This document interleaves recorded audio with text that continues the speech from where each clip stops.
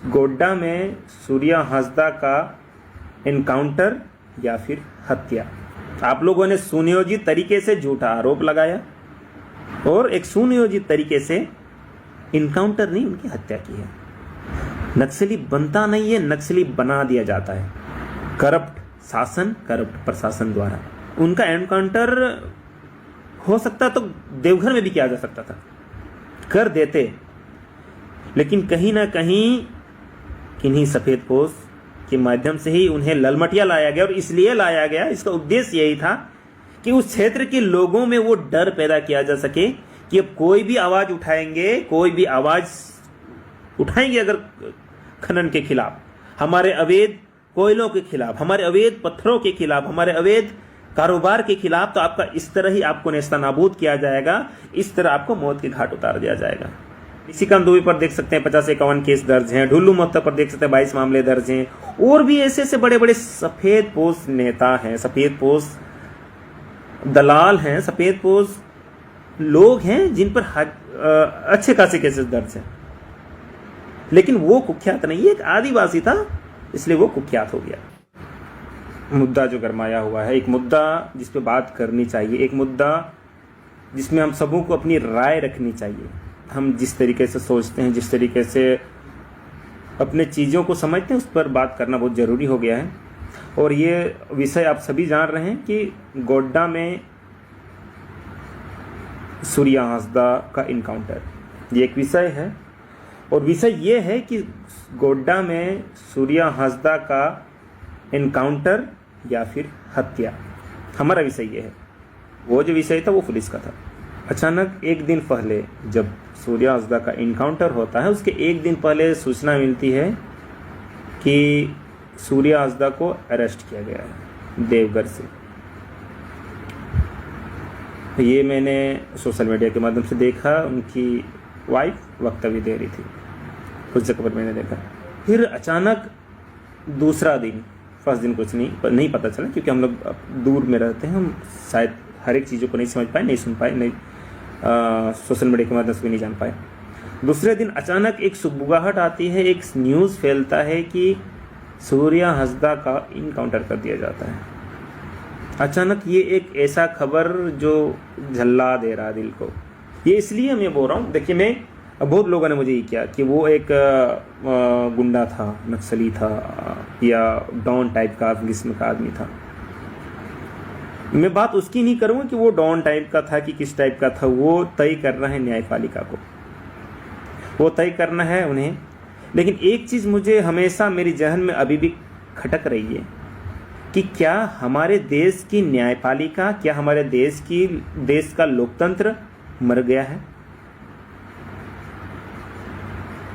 हम सभी जान रहे हैं, हम सभी देख रहे हैं कि हमारे देश में मुंबई के ताज होटल जैसा बड़ी बड़ी घटनाएं, वारदात होती है जहां पाकिस्तानी टेररिस्ट हमला करते हैं।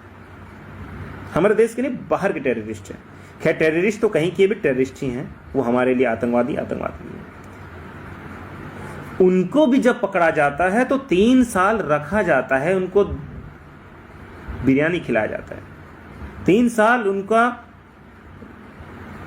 न्यायतंत्र के तहत, जो न्यायपालिका हमारी, उस तहत उसकी सजा सुनाई जाती है। बाद में जब फांसी की सजा होती है तो हम सुनते हैं, देखते हैं कि उन्हें सजाए मौत फांसी के तहत सुनाई जाती है। मैं पक्षधर नहीं हूं सूर्या हांसदा का, सीधी सी बात है, लेकिन मैं कहना चाहूंगा कि क्या हमारे देश की न्यायपालिका मर चुकी है? क्या हमारे देश का लोकतंत्र मर चुका है? क्या हमारे देश में इस प्रकार का कोई तंत्र नहीं बचा कि हम किम जोंग के रास्ते पे चल चुके हैं? उत्तर कोरिया में जो मारकाट चलती है, उत्तर कोरिया में जो कत्लेआम होती है किसी भी अपराधियों के प्रति, क्या हम उस राह में चल चुके हैं? ये एक पहलू है हमारा, ये सोचने का विषय है। हम सोच रहे हैं और आप सभी को सोचना चाहिए, हम सभी को सोचना चाहिए और बात भी करनी चाहिए। अगर हम इन विषयों पे बात नहीं करते हैं, अगर हम इन मुद्दों पे अपने बातों को नहीं रखते हैं, तो निश्चित ही आने वाले समय में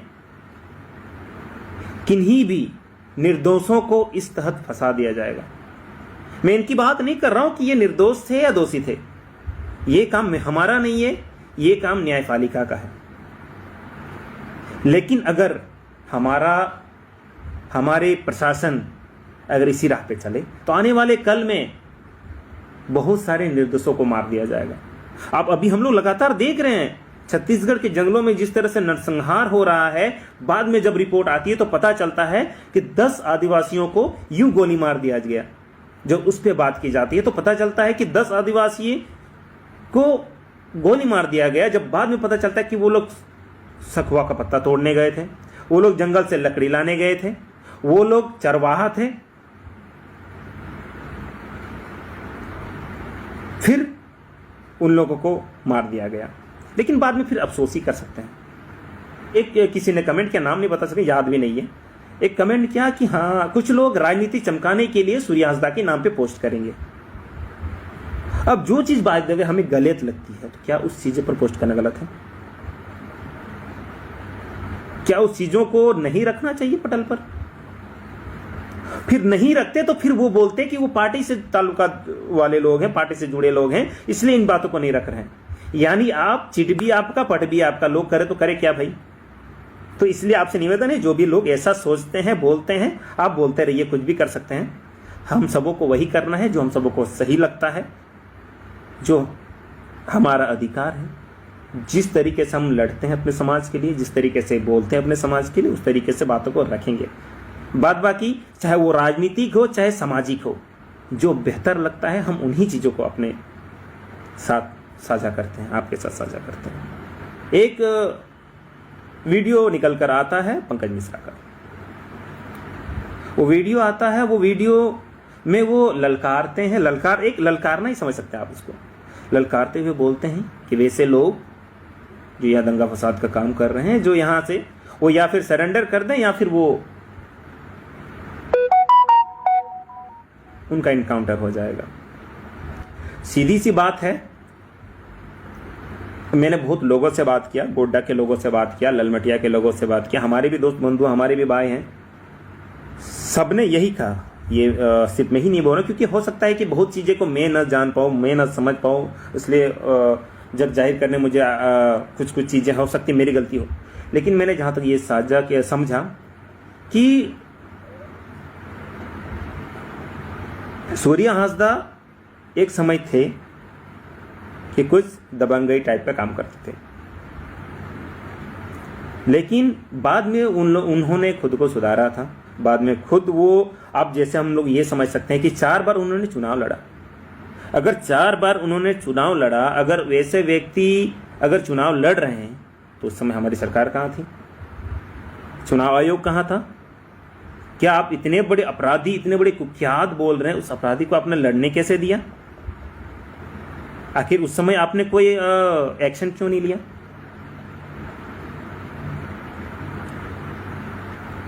और अब तो वो मुख्य धारा से जुड़ रहे थे, और हमारे केंद्र सरकार भी ये चाहती है कि कोई भी नक्सली हो, अगर वो मुख्य धारा से जुड़ना चाहता है, और हम कोशिश करेंगे सबसे पहले उन्हें मुख्य धारा से जोड़ें, लेकिन यहां ऐसा नहीं हुआ। असल में ये एक ललकार थी पंकज मिश्रा के खिलाफ उनकी, और रियल बात बताएं तो एक डर है सबों में बोले तो संथाल परना के अधिकतर नेताओं में, जो बड़े बन गए हैं। छोटे नेताओं में डर नहीं है भाई, वो खुद जमीन से हैं, धरातल से हैं, वो क्या ही उखाड़ लेंगे, ज़्यादा से ज़्यादा मौत ही आएगी, उससे ज़्यादा कुछ जाएगा नहीं।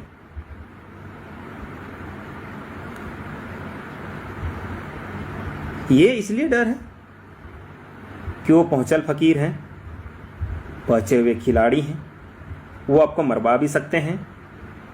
और पूरे संथाल परगना में शरण दिए हुए हैं सारे माफियाओं को, सारे गुंडों को, सारे अवैध तरीके से जितने संचालित हो रहे हैं, सारी चीज़ों को वो शरण दिए हुए हैं। और वो नहीं चाहते कि हमारे अलावे कोई आए हमें आंख दिखाए, हमारे अलावे कोई आए जो हमें ललकारे, हमारे अलावे कोई आए जो लेवी वसूले। और बस इसी का परिणाम था कि सूर्या हासदा का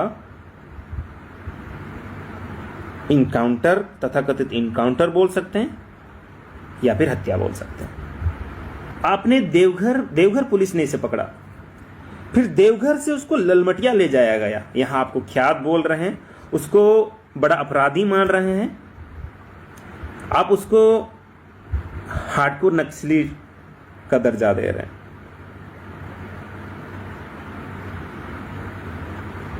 आपको इतना ही कुख्यात लग रहा था वो, तो ऐसा तो हो नहीं सकता कि गिरफ्तार करने के बाद उसे 2 पुलिस वाले ले जा रहे हैं, गिरफ्तार करने के बाद उसे 5 पुलिस वाले ले रहे हैं। जरूर आप इतने कुख्यात, जिस तरीके से सोशल मीडिया में चल रहा था, जिस तरीके से गोड्डा पुलिस उसको बता रही थी, जरूर 3-4 गाड़ी तो गई होंगी भाई उसको पहुंचाने के लिए, उसको उस जगह पर ले जाने के लिए।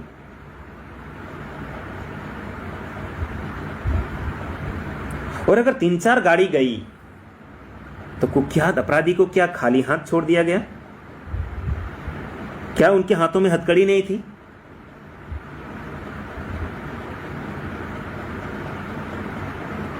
और अगर हथकड़ी थी तो उन्होंने फिर हथियार छीना कैसे?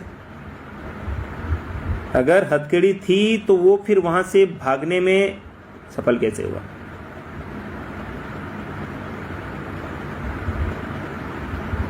भागने में सफल यानी बोलने का मतलब वो वहां से भागा कैसे? फिर आपने बोला कि आधा घंटा तक मुठभेड़ हुआ और मुठभेड़ के बाद में उसका शव पाया गया। जरा भी किसी के हताहत नहीं हुए। सुनियोजित तरीके से जिनको मरना था बस वही मरा। ऐसा क्यों? ये बिल्कुल एक प्री प्लान है। और मैं बार बार ये कह रहा हूं, बहुत लोगों को लग रहा है कि मैं इसका डिफेंड कर रहा हूं, उसको डिफेंड। भाई थोड़ा समझ जाइए यार, बिल्कुल सीबीआई जांच होनी चाहिए इस पे, और हम सबों की मांग रहेगी। क्या सही है क्या गलत है पूरी स्पष्ट हो जाएगा। ये केंद्र सरकार से हम सबों की निवेदन है कि इस घटना की सीबीआई जांच हो। साथ ही राज्य सरकार से ये भी निवेदन रहेगा कि साथ ही जितने भी उस पर आरोप लगे थे, जितने केसेस थे, वो भी दिखाया जाए ताकि पता चले कि कितने कुख्यात थे वो। निशिकांत दुबे पर देख सकते हैं 50-51 केस दर्ज हैं, ढुल्लू मोहत्ता पर देख सकते हैं 22 मामले दर्ज हैं, और भी ऐसे ऐसे बड़े बड़े सफेद पोश नेता हैं, सफेद पोश दलाल हैं, सफेद पोश लोग हैं जिन पर अच्छे खासे केसेस दर्ज हैं।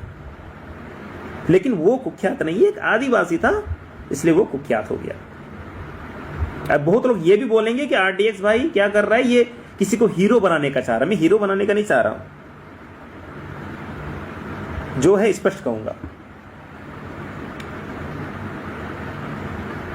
मैं किसी को हीरो नहीं बना रहा हूं, वो गलत थे ठीक है, लेकिन इसकी बेहतर जांच होनी चाहिए।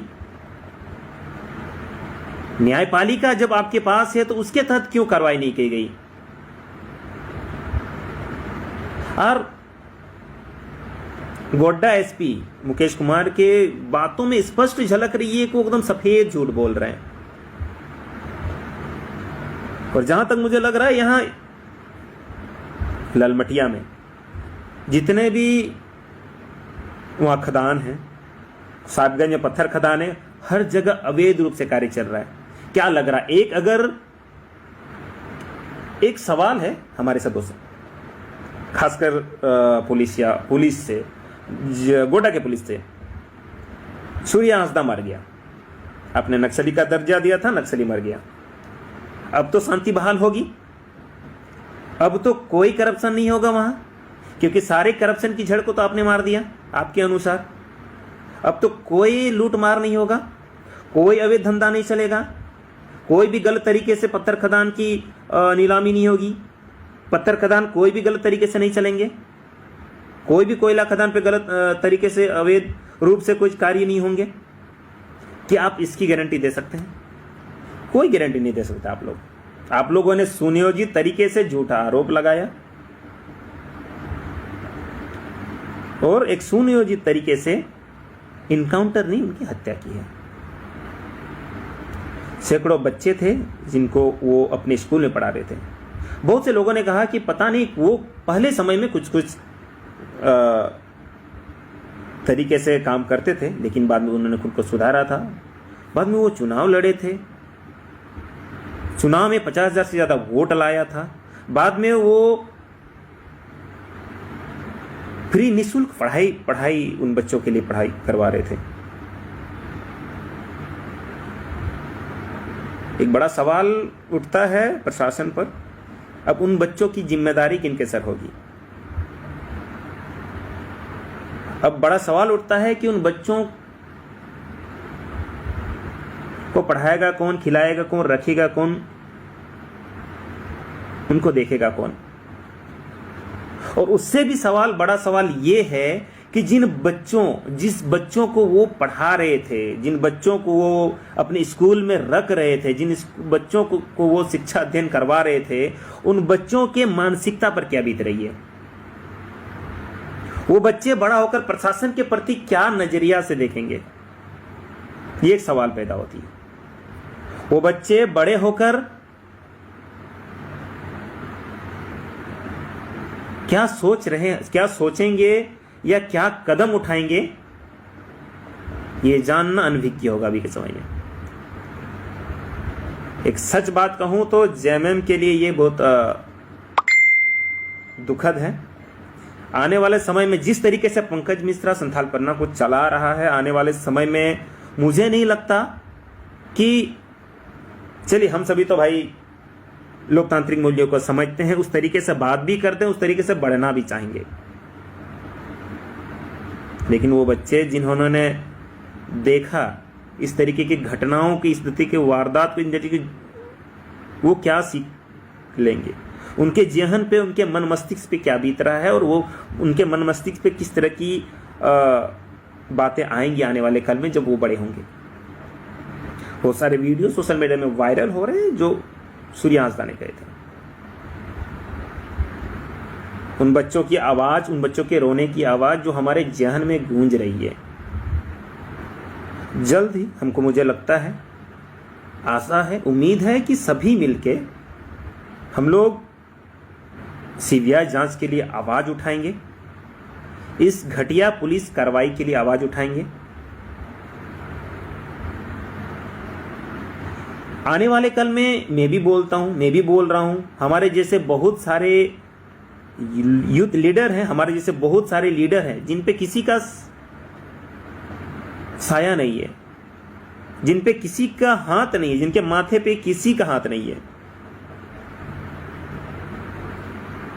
आने वाले कल में अगर हम भी इसी तरह आवाज उठाएं किसी भी चीज को लेकर, हमें भी इसी तरह डराया जाएगा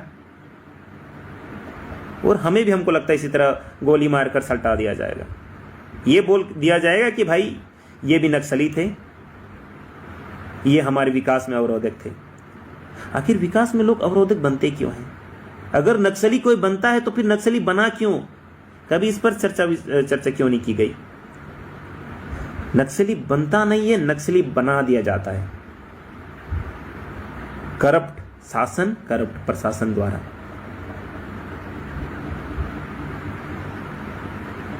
जब आपके चीजों को नहीं सुना जाएगा, आपको जल जंगल जमीन से खदेड़ा जाएगा, तो उस स्थिति में लोग करे तो करे क्या? हाल फिलहाल की घटना है, गोड्डा की घटना है, हम लोग थोड़े दिन पहले बहुत ज्यादा देख रहे थे। गांव का नाम मुझे याद नहीं आ रहा, वहां से लोगों को खदेड़ा जा रहा था। यह बोला जा रहा था कि आप अभी फिलहाल के लिए, माइंस के लिए ही, आप फिलहाल के लिए दूसरे जगह पर चल जाइए, आप किसी भाड़े के रूम पर चल जाइए, 6 महीना का पैसा हम लोग दे देते हैं। विस्थापन नीति कहां गई हमारी? और फिर वो भी जबरन विस्थापित किया जा रहा था। क्या यही है हमारी नीति? क्या यही था तरीका किसी को विस्थापित करने का? पुलिस लाइए, पुलिस या कार्रवाई करिए, उन लोगों को मार के भगा दीजिए, वहां डोजर चलवा दीजिए, बुलडोजर चलवा दीजिए। फिर आदिवासी हैं, कितना बोलेंगे? 1 महीना, 2 महीना, फिर तो अपने कामकाज में ही चल जाना पड़ेगा उन लोगों को। भूखे प्यासे राजनीति कहां होती है? भूखे प्यासे समाज सेवी कहां होती है? समाज सेवा कहां होता है? तो एक बहुत बड़ा सवाल पैदा किया गया है, वो एक बहुत बड़ा सवाल है इस बार के बनने का। सच बात बताऊं तो बहुत सारे लोग अब सवाल करेंगे, बहुत तरीके से अपनी बातों को रखेंगे। मेरा साफ सा कहना है, ना मैं किसी का फेवर में बोल रहा हूं, ना मैं किसी के खिलाफ, ना मैं पक्ष में हूं ना विपक्ष में हूं। जो सही है मैं उसकी बात कर रहा हूं। और ये सर्व समाज के लिए जरूरी है कि ऐसी चीजें नहीं होनी चाहिए। ऐसी चीजें होना हमारे लोकतंत्र की हत्या है। ऐसी चीजें होना हमारे न्यायपालिका की हत्या है। अगर ऐसी चीजें हो रही है और हम सभी चुप हैं तो आने वाले कल में हमारे साथ भी होंगी, और फिर भी हम लोग चुप रहेंगे। हमारे आसपास के लोग जो इस घटनाओं को देखेंगे वो लोग चुप रहेंगे। और ये लड़ाई पूरा पूरी जमीन की है, ये लड़ाई पूरा पूरी खनिजों की है, ये लड़ाई पूरा पूरी हमारे संसाधनों की है, क्योंकि वो लोग पता है। और ये जो गोड्डा, उनका एनकाउंटर हो सकता तो देवघर में भी किया जा सकता था, कर देते, लेकिन कहीं ना कहीं किन्हीं सफेद पोश के माध्यम से ही उन्हें ललमटिया लाया गया। और इसलिए लाया गया, इसका उद्देश्य यही था कि उस क्षेत्र के लोगों में वो डर पैदा किया जा सके कि अब कोई भी आवाज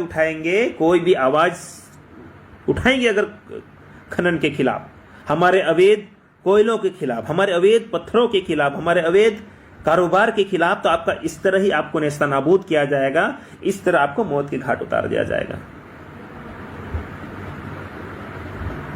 आज हम बोल रहे हैं, ये कोई ताज्जुब वाली बात नहीं होगी अगर कल हमारी भी लाश इसी तरह कोई जंगल में पड़ा मिले और ये बोल दिया जाएगा कि मुकेश आरडीएक्स टुडू एक बहुत बड़ा नक्सली संगठन से इसका संबंध था, मुकेश आरडीएक्स टुडू गलत लोगों को सपोर्ट करता था। अगर सही चीजों पर आवाज उठाना गलत है, अगर सही चीजों के खिलाफ बोलना गलत है, अगर अपने लोगों के लिए खड़ा होना गलत है, तो हाँ मैं गलत हो भाई।